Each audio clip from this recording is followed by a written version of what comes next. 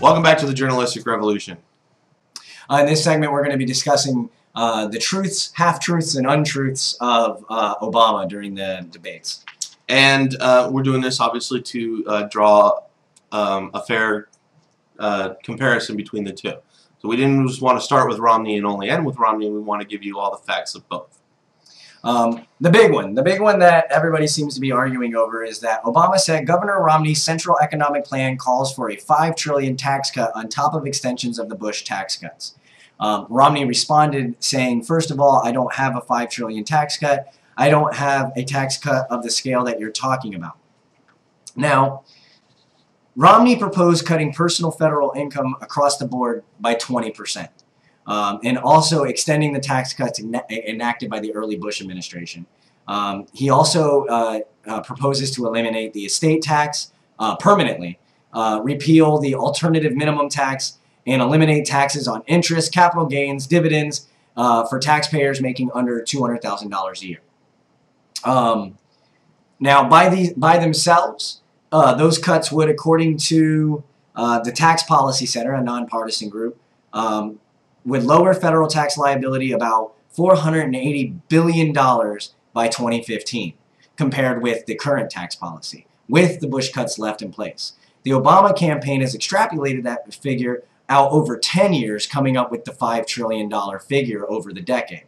Now, Romney has said that he planned to offset the massive cuts with equally massive reductions in tax preferences and broaden the tax base, thus losing no revenue and not increasing the deficit. Now, he still has yet to prove or to talk about any specifics when it comes to the loopholes or anything like that. Now, actually, to be kind of fair in a sense, in a way, if everybody knows that with taxes, as unconstitutional as they are, when jobs are created and more people are working, more money is being put into the GDP. So even if you make tax cuts, if you cut spending properly, and more people are working, then yeah, you really severely decrease the deficit. Yeah, I'm against taxes, yeah. But at the same time,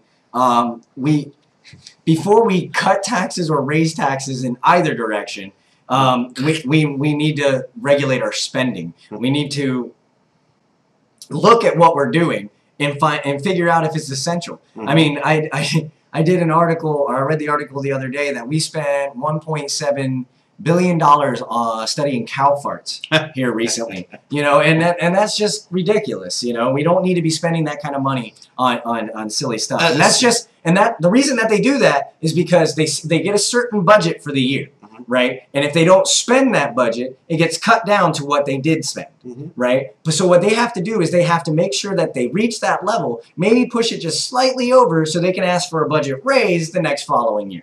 Also, the president said that because of Obamacare, over the last 2 years, healthcare premiums have gone up. It's true, but they have also gone up slower than any other time in the last 50 years, which is false. It's actually not even at the top of the list as how slow things have climbed. Obama also went on and quote, I put forward a specific $4 trillion deficit reduction plan. It's on a website.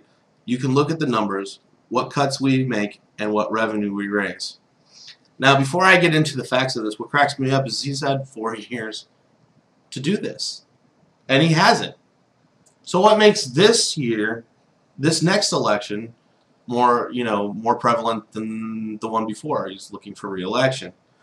So let's get into the facts. Nonpartisan, bipartisan budget analysis have been critical of the methodology Obama employed to get to the $4 trillion in cuts. The plan is specifically the plan's inclusion of more than $1 trillion in savings over the next 10 years from our drawdowns in Afghanistan and Iraq was criticized by Maya McGuinness, president of the Bipartisan Committee for the Responsible Federal Budget, as a gimmick. And I think what they mean there is basically those things were already going to happen. Yeah, those were happening regardless, and Obama's just taking credit for the $1 trillion wind down. Regardless, the wars were, at least the war in Iraq was already in place. The exit date was already in place on 2007. Yeah. And so no matter what, we were coming out of there. So he's taking credit, basically. It's just like he takes credit for ending the war in Iraq, even though technically it was Bush's contract. As much as I don't like to defend Bush. And he even tried to stay in Iraq, but the Iraqi government pretty much told him to piss off. Obama also claimed that in essence of Romney's plan for retiree health care was to turn the Medicare into a voucher program. Romney would give seniors a premium to support payments towards a private insurer to replace the current system of government payments to doctors and hospitals.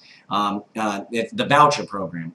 That's actually true for the most part. I mean, that's basically what he's offering up, is that he wants, you know, to be able to give vouchers, which these people can decide to spend on whatever program they want, which, you know, I don't know what to say there. I mean, it looks great on paper, just like communism, but it's like, but it doesn't seem like it's going to be a feasible program. Now, I'm not saying the healthcare plan, the Affordable Health Care Act, is any better, but I mean, replacing one bad idea for another bad idea just doesn't seem like it's going to be getting us anywhere. And this is the argument I made to people when he ran 4 years ago.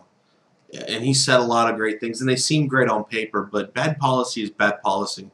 And the fact is even the stuff that he said he was going to do in 2007, he didn't do in the 4 years he had.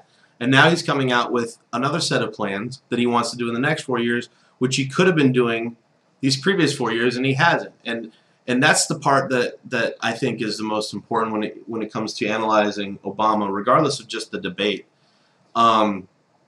The fact is bad policy is bad policy. I don't care how it was, what your purpose is. You think you're doing the right thing. It's bad policy, and it's not going to work. And when you go in for 4 years and you make things worse, and you want to consistently point the blame at other people, and not at your bad policies, well, you know, sometimes you have to take accountability for that. And I really do get upset at the fact that he comes out to these debates or even in the public and he says, well, this is what I'm going to do. And if it's so great, then why haven't you been doing it? How come this is all of a sudden new policy for posturing to get a next 4 years? So take it for what you want. I believe it or not, 4 years ago, 5 years ago, I thought Obama was lying then. Some people bought into it, and some people thought it was great what he was. Hey, I thought what he was saying sounded. His rhetoric was delicious. Yeah, I mean, his rhetoric, and some people bought into it, but I didn't. I knew he was lying. I knew he was lying for one fundamental reason. He wasn't going to get it done. Okay, and Donald Trump.